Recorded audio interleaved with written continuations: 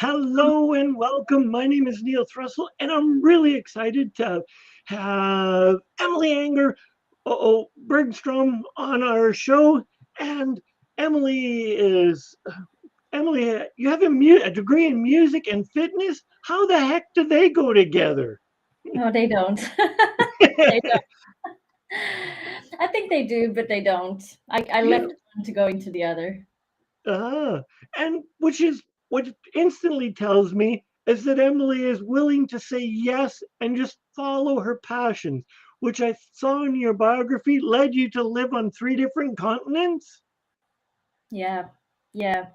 I mean, I think that type of passion was more the love type of passion. I did live in London for myself, but I went to live in Hollywood and I went to live in Sydney for love. So I'm a hopeless romantic too. We can put that in the bio. Hopeless romance, and that's wonderful. So what I know is that you're willing to take risks and chances, but so let's take a big risk and chance. What's your definition? No, let's go back. What would be the younger version of Emily's definition of success? Right out of college or just going into college, what would you have thought success was? That is such a good question, actually. I think when I was in my early 20s, my definition of success would be, being the best and being the most successful, have the best grade. Um, yeah, just almost looking down on people to that point, when you get to the top and you can look down at people almost, not in the mean way, but knowing that, hey, I am superior because I made it. And yeah, that's not my definition of success today, but in my early 20s, it probably was. Ah, so I'm looking at you go early 20s. I'm still thinking you're in your early 20s. There's no gray hair, and it's like, and I've seen some of your fitness images, and I'm like, you can't be more than in your early 20s. But that's for another discussion. So, what is the current Emily's version of success? My current definition of success would be to be the best that I can be, not the best of everyone, but the best that I can be, and to do things with integrity. And I think a lot of success for me is actually feeling like you're doing something that you desire to do rather than like being in the hedonic wheel. Um, so for me, success is choosing a life that you want to lead, regardless if it's a hard life. All lives are hard. Like for me, life should be hard, um, but whether it's like you want to make the most amount of money or you want to go and save the or gorillas or like the success is the path that you choose to be and live that path for me. But Emily, I know more than you because I'm old. You should follow what I say. And I am sensing that that's not what you're about. No, I tend to be the mismatcher and I tend to rebel against everything that um, is trying to put me in a box. So, what, was this just part of your do you think it's part of your DNA, or were there some situations where they tried to force you into this and you just learned to stand up for yourself? Do you think it's DNA, or you just learning to stand up for yourself, or the screw you attitude? What was it for you? Um, I I think a lot in life. I think has to do with nurture, not nature. The environment definitely plays a big role. I have two brothers, and my mom raised us mostly. So she was like one of those tough, but there was a tough love. But I think also being bullied in like sixth, seventh, and eighth grade had a big impact on me just being alone, having to do things for myself and trying to stand up for myself. So of course, I think nature has a. I was always stubborn. I've been a stubborn person. I'm Aries, if you believe in star signs, but um, yeah, I think nature and nurture. I think more nurture develops a person rather than nature. Cool. Yeah, because there is, if we generalize and very stereotypically generalize people, that there is a preconceived notion that a person needs to do this and needs to do that, and we all fall into those without judgment to some extent. Was it your rebellious nature that you think, or you need to do it on your own, that moved you away? Like, a good young lady doesn't move three continents, kind of thing. She stays home, white picket fence. Society would have us believe that. What do you think caused got you to choose differently? I think I have a wild heart and a free spirit, and I'm drawn to adventure and I'm drawn to the unknown. So I do think it's something that I'm naturally drawn to seek the uncertainty rather than feeling like I need the certainty. I seek more uncertainty. Um, but I don't know. I think you also get addicted to it once you realize that the unknown is actually pretty cool. Then it's not so scary as you think. Okay. So then this is a personal question. Were you drawn to the bad boys? No, they. I mean, my very first boyfriend was quite abusive, and after that, I decided no more bad boys. So no, all of my boyfriends and previous boyfriends have been really lovely people. See? So what I just heard in there is that you fell in love, you had a or you there's an opportunity, there was a learning opportunity, and you chose to learn from it. Because equally you could have just picked the same kind of guy. Yeah, for sure. Yeah, but I think definitely intimate partners are probably our greatest learner or teachers. So I would say all of them, as lovely as they've been, has still been giving me the lessons that I've needed to grow into what I need and want in an intimate relationship. So it doesn't necessarily have to be bad for you to get the learnings, I think. Absolutely. So you could pick whoever is considered in your realm and who you hang out with, ultra successful, an athlete, a bodybuilder, a life coach. What do you think separates them? What secret sauce that separates the this the average person from somebody that's achieved uber success, ultra success? What do you think is one of them? Because there could be hundreds. Oh yeah. How much time did you say we have? Uber success. I think a really big thing is that super successful people have a purpose way beyond themselves. Um, it's not necessarily about them, and they're just the vehicle in getting shit done. Sorry, my English. And I do think that if you have a purpose greater than yourself, you'll actually be able to achieve a lot more because now you realize it's not even about you. So you can park the ego slightly because you have a bigger mission than yourself. What? Yeah, wonderful. So is this drawing a person, pulling a person, dragging a person? Is it part of a grander plan? What do you think that falls into? Um,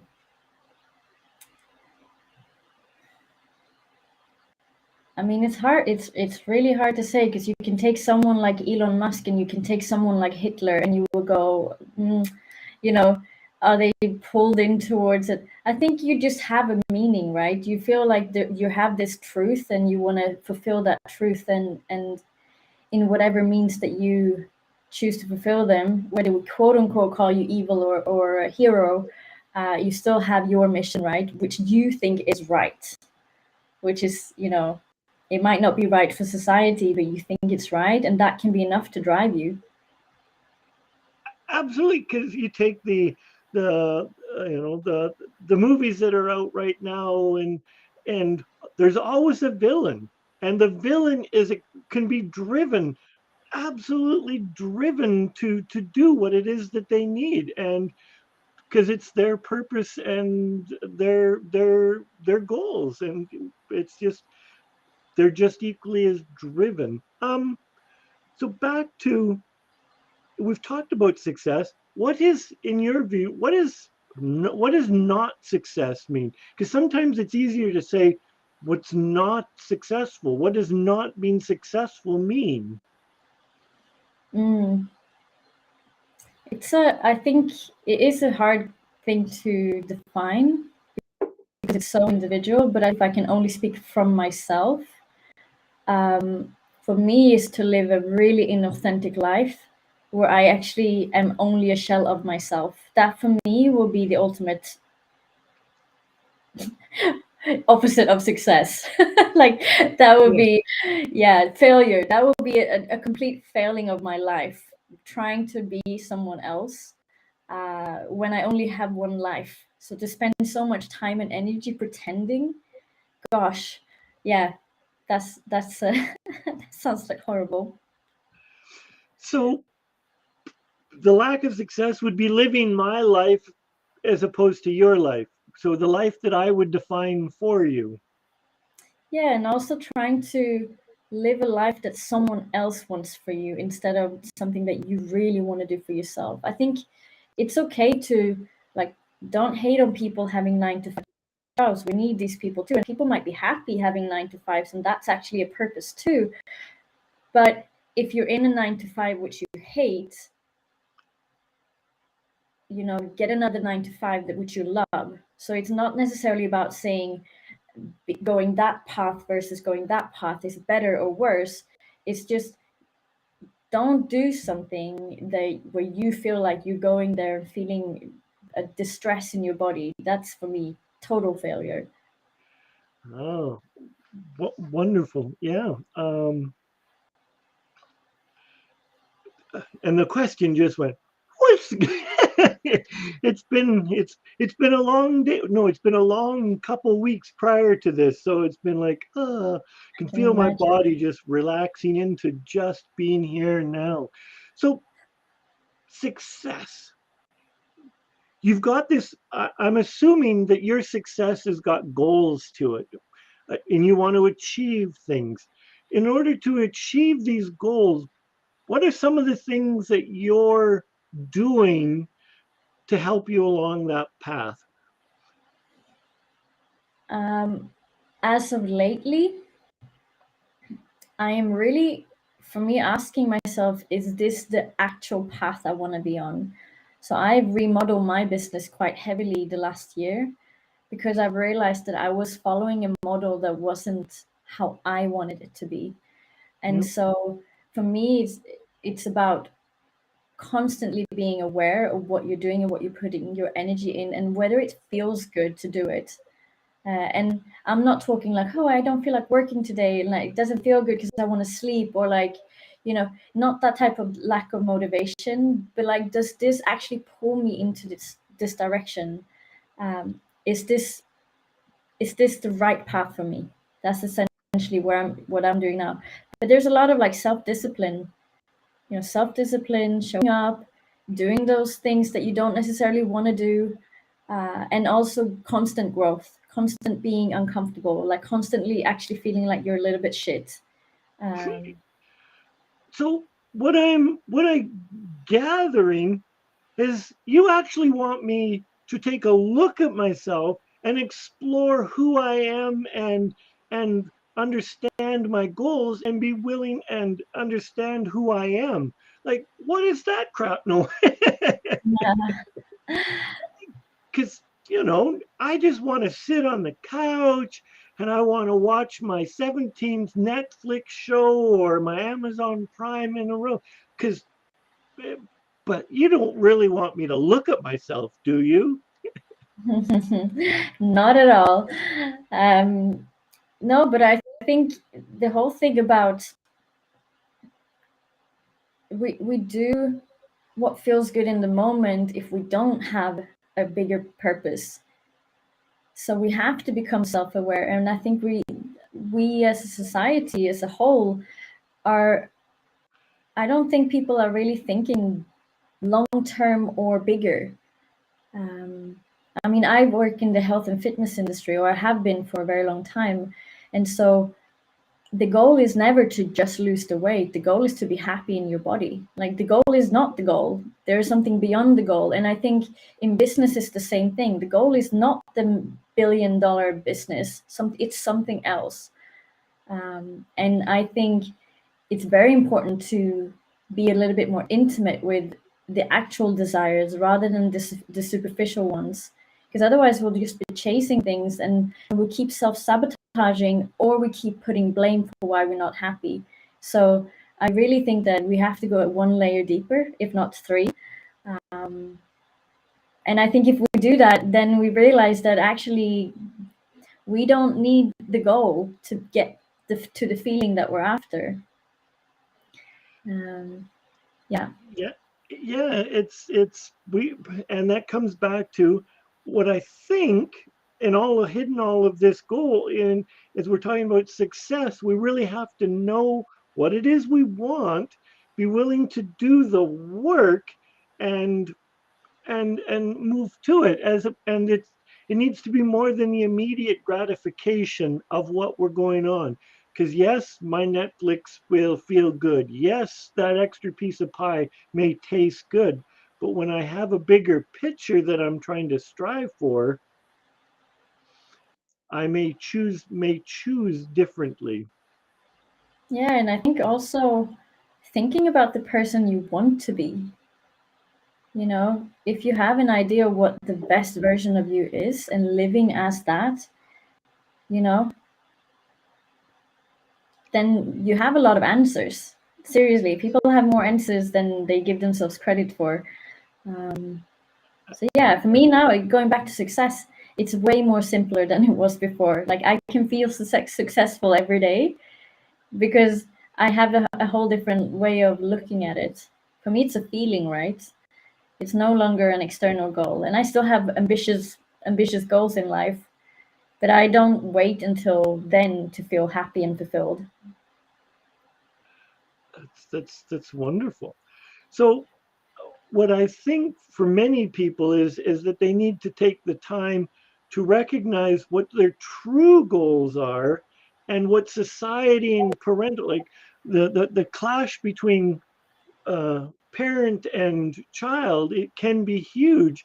Because as a parent, there's people as parents, they want the best for a child, but they can set them up in a path that they don't really want to go, or they take that path and it's not, in 10 years down the line, which is great for the coaching business, to unwind and untangle all of these beliefs that somebody else has given you. But success comes from following your path. So how long in your life, when did you really realize that you wanted to put a stand and follow your path? Mhm. Um, I think if I'm going to point down to one specific moment, it was the moment I decided, because I studied law before I went backpacking, and before that, I studied law. And I remember having the conversation with my dad, and I said, I'm going to move to London and make music. And he was like, no, you're not. And I was like, I am. And my granddad was like, no, you're not. I'm like, I definitely am. And that, I think, for me was a real like nail for doing what I want to do. Yeah. Wonderful. So, unfortunately, we are like so crazily out of time.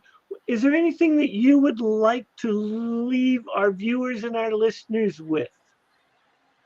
Um, do what makes you happy, be kind, and honestly, be honest. Be honest with yourself, be honest with others. I think that's where Mm. we get furthest, just with a lot of honesty. Thank you. I want to thank you for taking your time for being part of this interview. So thank you, Emily, and take care. Thank you.